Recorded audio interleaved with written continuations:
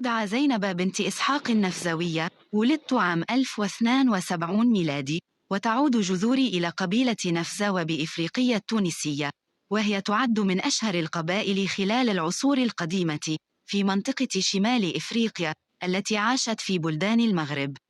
والدي إسحاق الهواري من التجار الكبار والمشهورين في إفريقية تونس، كان صاحب رفعة ووجاهة ومنعلية القوم، وبسبب الحرب الضروس التي اشتدت خلال تلك الفترة واستبداد قبائل بني هلال على شمال إفريقيا حين طردوا من مصر خلال الحكم الفاطمي، فقد هاجرنا إلى منطقة أغمات التي تنتمي إلى المغرب الأقصى اليوم، بحث عن أمان العائلة والتجارة.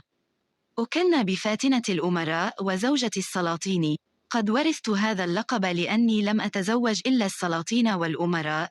كان انتمائي إلى عائلة مرموقة وذات صيت واسع هو الذي قربني من العائلات المالكة، فقد كنت حلم كل أمير وملك نظرا لجمالي وفطنتي وخبرتي بالأمور السياسية.